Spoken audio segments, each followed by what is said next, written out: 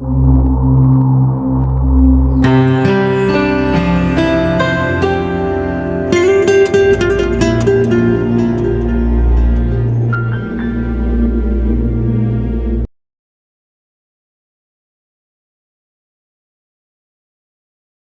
அடுத்த புத்தகத்துக்கு போயிட்டோம். யோசுவாவுடைய புத்தகம், நியாயாதிபதிகள் புத்தகத்துக்கு வந்துட்டோம். சரி, யோசுவா நம்மோட கூட இருந்தார். வாசிங்க, அதை பார்ப்போமா, என்ன நடந்தது? யோசுவாவுடைய புத்தகம், நியாயாதிபதியுடைய புத்தகம், அதுக்கு தாவீது நாள் வரைக்கும் அப்படிங்கிறார். 45வது வசனத்தை வாசிங்க. மேலும் யோசுவாவுடனே கூட தம்முடைய பிதாக்கள் அதை பெற்றுக்கொண்டு தேவன் அவர்களுக்கு முன்பாக துரத்திவிட்ட பிரஜாதிகளுடைய தேசத்தை அவர்கள் கட்டிக்கொள்ளுகையில் அதை அந்த தேசத்தில் கொண்டு வந்து தாவீது நாள் வரைக்கும் வைத்திருந்தார்கள். இப்போ எந்தெந்த புத்தகம் வரைக்கும் கவர் பண்ணியாச்சு? இப்போ 1 சாமுவேல் 2 சாமுவேல் வரைக்கும் வந்தாச்சு. கிட்டத்தட்ட 2 சாமுவேல். ரொம்ப ரொம்ப அழகா அந்த ஒரு சில இதெல்லாம் ஒரு வசனத்துல 2-3 இதை முடிச்சிடலாம். ஆமா ஆமா, ஒரு வசனத்துல 2 இடத்துல சில நாடகங்கள்ல ஒரு பாட்டிலே ஒரு பிள்ளை பெருசா வளர்ந்துருமே, அது மாதிரி ரொம்ப குயிக்கா கொண்டாரு. ஆனா முக்கியமான விஷயத்தை சாராம்சத்தை கொண்டாரு. தாவீதின் நாள் வரைக்கும் வைத்திருந்தார்கள் அந்த பெட்டி. அதுக்கு அடுத்ததாக இவன் யார்? ஆலயத்தை கண்டார். இப்ப சில பேரை மட்டும் பஞ்ச் பண்றாரு அப்படியே. சில பேரை மட்டும் பஞ்ச் பண்ணி, ஆபிரகாம் பஞ்சிங், அதுக்கப்புறம் யோசேப்பு பஞ்சிங், மோசே ஒரு பஞ்சிங், அதுக்கு அடுத்தது சாலமோனோட தாவீது ஒரு பஞ்சிங். அப்ப யாரெல்லாம் ஆண்டவர் பயன்படுத்தி அவருடைய சுவிசேஷத்தை கொண்டு வர்றாருன்னு கொண்டாரு. சரி, தாவீதை குறித்து என்ன சொல்றாரு? ஏன் தாவீதை குறித்து சொல்ல வேண்டியதா இருக்குது? ஏன் தாவீதை குறித்து இங்கே அவர் கொண்டு வர்றாரு? சுவிசேஷத்துக்கும் தாவீதுக்கும் என்ன சம்பந்தம்? தன் இருதயத்துக்கு ஏற்றவனாக கண்டேன்னு இயேசுவானவர் சொல்றாரு. ஓகே, அது ஒன்று. அப்ப ஃப்ரெண்டா இருக்கறனால, அதாவது ஃப்ரெண்டா இருக்கறனால சொல்லிட்டாரோ, கொடுத்துட்டாரோ? என்னது வேற என்ன? தாவீதின் சன்னதியில வந்த இயேசு கிறிஸ்து அவருடைய சிங்காசனத்தை, தாவீதுடைய சிங்காசனத்தை, தாவீதுடைய சிங்காசனத்தை, விழுந்து போன தாவீதுடைய சிங்காசனத்தை எடுத்து நிறுத்துவார். அப்போ தாவீதுடைய சிங்காசனத்துல வரக்கூடியவர் யார்? இல்ல, இயேசு கிறிஸ்துன்னு அங்க சொல்லப்படல. நாம சொல்லுகிறோம் புதிய ஏற்பாட்டில் வெளிப்படுத்தப்பட்டிருக்குது. ஆனா பழைய ஏற்பாட்டில் எப்படி வெளிப்படுத்தப்பட்டிருக்கிறது? மேசியா, தாவீதின் அடிவேர், தாவீதுடைய அடிவேர்ல வரக்கூடிய மேசியா, ஈசாவினுடைய அடிவேர்ல வரக்கூடியவர் மேசியாவின் மூலமாக ஒரு ஆளுகை செய்யக்கூடிய ஒரு ராஜா வருவார், சமாதான பிரபு வருவார். அதனாலதான் தாவீதுடைய கருத்தை சொல்றாரு. தாவீதை குறித்து சொல்லும்போது என்ன சொல்ல வர்றாரு? இப்போ அவருடைய 2வது அலிகேஷன் என்ன? இவங்களுடைய 2வது அலிகேஷன் என்ன? ஆலயத்தை இப்போ கொண்டு வந்துட்டாருங்க, ஆலயத்தை. ரைட். இது வரைக்கும் முதல் அலிகேஷன் என்ன? மோசேனுடைய பிரமாணத்தை மாற்றுவார். இல்லப்பா, இது வேதத்திலே வருது, சுவிசேஷத்தில் இருக்கு. இப்போ இந்த பிரமாணத்தின்படி உள்ள இந்த ஆலயத்திற்கு விரோதமாக பேசுகிறான் சபை. ஆலயத்தை பற்றி பேச ஆரம்பிக்கிறார். அதாவது நம்ம எந்த கேள்வி கேட்டோமோ அதுக்கு அழகா பதில் சொல்லணும். இல்லை, எந்த கேள்வியும் தான் சொல்லும்போது படிக்கும் பொழுது பாருங்க, ஏதோ எங்கேயோ பேசுறாருன்னு மாதிரி இருந்துச்சு. ஆனால் எங்கேயோ பேசலை, அழகா வரிசையா கோர்வையா சொல்லிட்டு வர்றாரு. இதுதான் நான் உங்கள்கிட்ட எல்லார்ட்டையும் சொல்றது, எல்லாம் போகிற இடங்கள்லாம் சொல்றது என்னென்ன, நம்ம சபையில் உள்ளவங்களுக்கு கோர்வையாக சுவிசேஷத்தை சொல்லக்கூடிய கிருபை வேண்டும். ஆமேன்னு சொன்னா நீங்க தான் சொல்லிக் கொடுக்கணும், இதை போதிக்கணும். எப்படி கோர்வையாக சுவிசேஷத்தை சொல்லுவது? சில இடங்களில் சொன்ன சுவிசேஷம் சொல்லுங்க, இயேசுவானவர் 3ஆம் நாள் உயிர் தெழுந்தார். Very good. அப்புறம் என்னங்க? அவர் சிலுவையிலே அறையப்பட்டார். உயிர் தெழுந்து அறையப்பட்டாரா, அறையப்பட்டு உயிர் தெழுந்தாரா? அதை சொல்லுங்க. அவர் அற்புதங்களை செய்தார், அவர் நியாயாதிபதியாக வரப்போறார். கொஞ்சம் கோர்வையா சொல்லுங்க. ஏன் இந்த மாதிரியான அதாவது சரியானபடி சிந்தித்து கோர்வையாக சொல்லக்கூடிய ட்ரைனிங் கொடுக்கணும் நம்ம. இந்த சர்வர், இவங்களாம் சர்வர் தானே, அவர் சர்விங் பண்ணவர் தானே சர்வர்.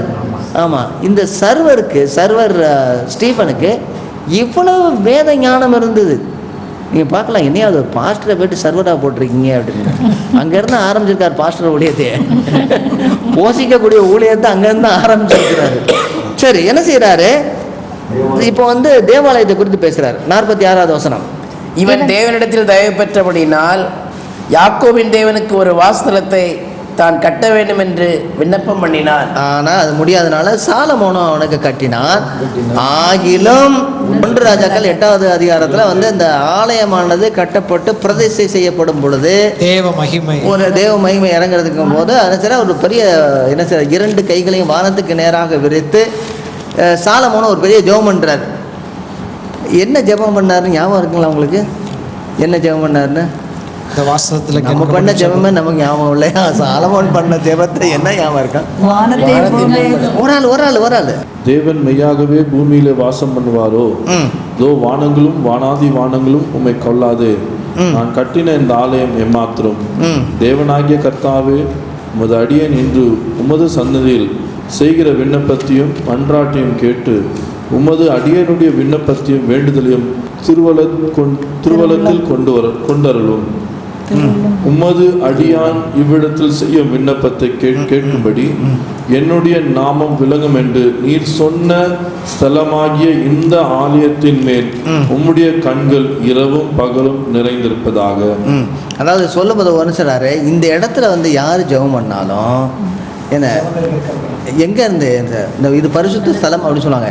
இந்த இடத்துல இருந்து பண்ணக்கூடிய ஜெபத்தை நீர் பரலோகத்திலிருந்து கேட்டறலும். கவனிச்சிங்களா என்ன சொல்கிறாருன்னா, அதாவது இந்த ஸ்தலத்துக்குள்ளே நீர் இருக்க மாட்டீராண்டவரை, இது வந்து ஒரு ஞாபகார்த்தமாக ஒரு இடமா வச்சுருக்குறோம் நாங்கள் கூடுறதுக்கு. ஆனால் நீர் இருக்கக்கூடிய இடம் வானாதி வானங்களும் கொள்ளாது. அங்கே இருந்து நீர் கேட்டு இவைகளெல்லாம் கேட்டு. ஆக நீங்கள் வந்து ஆண்டவராகிய இயேசு கிறிஸ்துவையும் அவருடைய பரிசுத்த ஆவியானவரையும் பிதாவையும் ஒரு 4 ரூமுக்குள்ளே கொண்டு வர முடியாது, 4 செவருக்குள்ளே கொண்டு வர முடியாது. இது பரிசுத்தமான ஸ்தலம், சுத்தமாக இருக்கட்டும், பரிசுத்தமாக இருக்கட்டும், அது உண்மைதான். ஆனால் கர்த்தர் இருக்கக்கூடிய ஸ்தலம் வந்து வானாதி வானங்களும் கொள்ளாது. அதனால் அவர் என்ன சொல்ல வர்றாருனா கீழே ரொம்ப இந்த இடத்துலையும் பாருங்கள், ஆகிலும் சாலமோனும் ஆலயத்தை கட்டினான். 48வது வசனம் அதே தான் கொண்டு வர்றாரு. ஆகிலும் உன்னதமானவர் கையினாலே செய்யப்பட்ட ஆலயங்களில் ஆகிலும் உன்னதமானவர் கையினால் செய்யப்பட்ட, உன்னதமானவர் கையினால் செய்யப்பட்ட அல்ல, உன்னதமானவர் கையினால் செய்யப்பட்ட ஆலயங்களில் வாசமாகிறார். வானம் எனக்கு சிங்காசனம், பூமி எனக்கு பாதபடியா இருக்கிறது.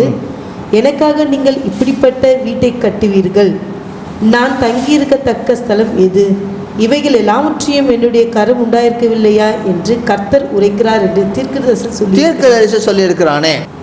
தீர்க்கதரிசியுடைய புத்தகத்தை நீங்கள் வாசிக்கும் போது இப்போ எங்கெல்லாம் போயிட்டாருன்னா எல்லாம் முடிச்சுட்டு தீர்க்கதரிசி புத்தகத்துக்கு போயிட்டார். என்ன ஒரு பியூட்டிஃபுல் ஓல்ட் டெஸ்டமெண்ட் சர்வே இல்லை, ஒரு பியூட்டிஃபுல் ஓல்ட் டெஸ்டமெண்ட் சர்வே. எல்லா இதையும் வந்து தீர்க்கதரிசிக்கு வரும். தீர்க்கதரிசியில் என்ன விசேஷமாக ஏசாயா தீர்க்கதரிசியம், அடுத்தது வந்து ஆமோஸ் தீர்க்கதரிசி. இந்த 2 தீர்க்கதரிசியும் ஒரே காலத்தில், ஏசாயா, ஆமோஸ், அடுத்தது வந்து ஓசியா, இவங்கெல்லாம் ஒரே காலத்தில் வாழ்ந்தவங்க. அவங்க நாட்களில் வந்து நிறைய சுபிட்சம் இருந்தது, செழிப்புன்னு சொல்லுவாங்கள்ல இந்த நாட்களில். அந்த செழிப்பு நிறையா இருந்துச்சு.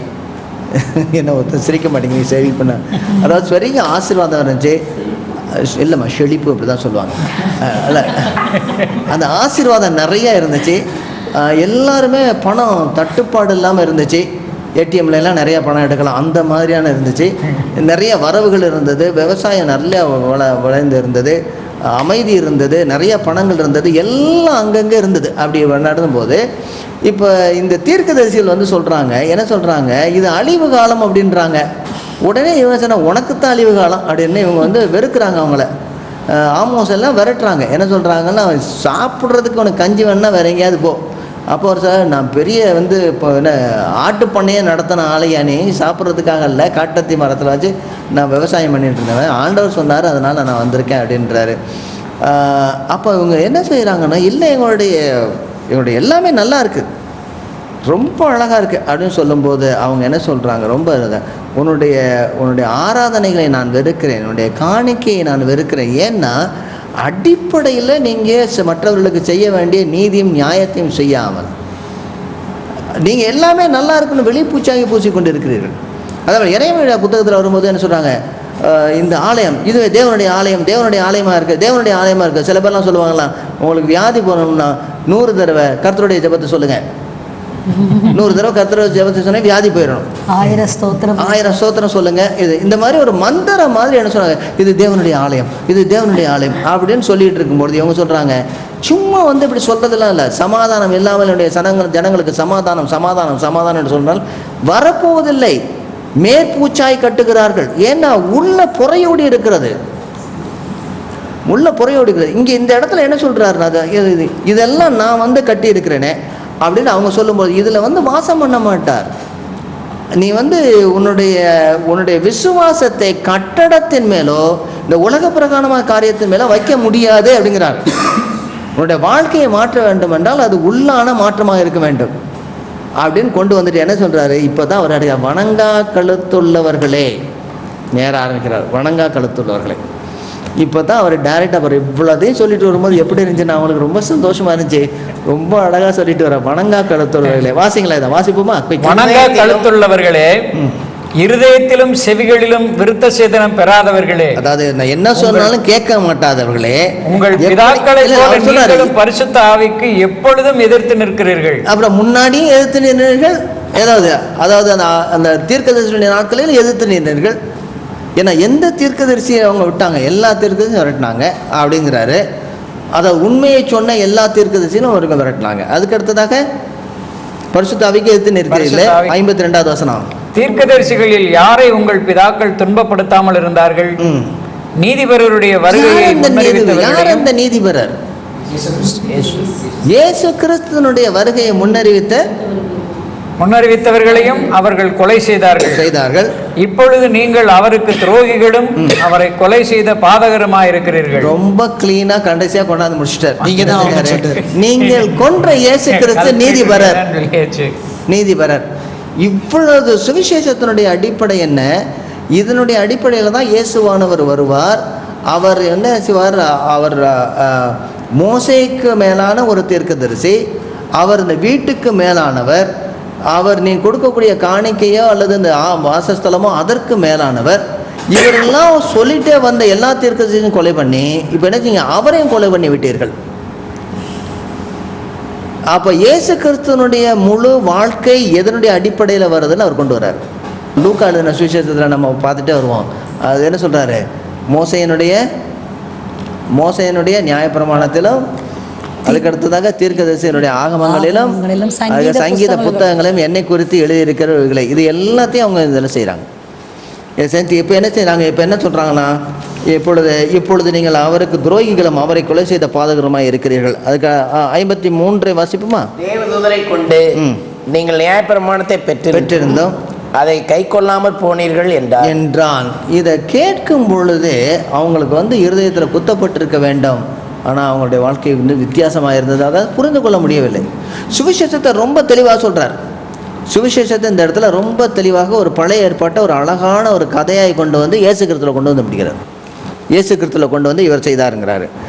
இதை பார்க்கும்போது தான் 55வது வசனத்தை பார்த்தோமா? 55வது வசனம். அவன் பரிசுத்த ஆவியினாலே நிறைந்தவனாய் வானத்தை அண்ணாந்து பார்த்து தேவனுடைய மகிமையையும் தேவனுடைய வலது பாரிசத்தில் இயேசுவானவர் நிற்கிறதையும் கண்டு, அது வானங்கள் திறந்திருக்கிறது, மனுஷகுமாரன் தேவனுடைய வலது பாரிசத்தில் நிற்கிறதையும் காண்கிறேன் என்கிறான். இந்த சமயத்தில் என்ன நடக்கிறது? உடனடியாக அவர்களுடைய முகரூபம் மாறி போகுது. ஏன்னா மனுஷகுமாரன்கிற வார்த்தையே கர்த்தராகிய இயேசு கிறிஸ்துவுக்கு கொடுக்கப்பட்டது. இது வந்து தாலியனுடைய புத்தகம் 7வது அதிகாரம் 13-14 வசனங்களுடைய அடிப்படையில் பார்க்கும் என்றால் மனுஷகுமாரன் சாதாரண மனுஷன் அல்ல, அவர் தெய்வத்துவம் கொண்டவராக இந்த உலகத்துக்கு வருவார் என்கிற பழைய ஏற்பாட்டுடைய காரியத்தை கொண்டு வருகிறார். சுவிசேஷத்தை ரொம்ப தெளிவாக நம்முடைய பிள்ளைகளுக்கு எப்படி சொல்லிக் கொடுப்பது? பழைய ஏற்பாட்டில் நிறைய பேர் சொல்கிறாங்க பழைய ஏற்பாட்டை படிக்காதீங்கன்னு. பழைய ஏற்பாட்டில் தாங்க ரொம்ப அழகாக சுவிசேஷத்தினுடைய அடிப்படையாக வருகிறது. இந்த பகுதி முழுவதுமாக சேவான் ஒரு சிறு குழந்தைக்கு சுவிசேஷத்தை எப்படி சொல்லிக் கொடுப்பது? நம்ம அநேக நேரங்களில் நம்முடைய சபைகளில் நோவா பேலைக்கு கலரடி இது வேலை தான் நடந்துக்கிட்டு இருக்கு. உண்மையாக சுவிசேஷத்தை சரியானபடி ஆணித்தரமாக பழைய ஏற்பாட்டிலிருந்து எப்படி பங்கு பங்காகவும் வகை வகையாகவும் கர்த்தர் தீர்க்கதரிசிகள் மூலமாய் கொண்டவர் இப்பொழுது குமாரனின் மூலமாக சுவிசேஷத்தை சொல்லியிருக்கிறார். ஸ்தேவான் இதை சொன்னார். நாமும் இதை நம்முடைய பிள்ளைகளுக்கும் தலைமுறைக்கும் சொல்லுவோம். தொடர்ந்து இந்த நிகழ்ச்சியிலே அவர்கள் போதித்த சுவிசேஷத்தை, அவர்கள் உபதேசித்த சுவிசேஷத்தை பார்ப்போம்.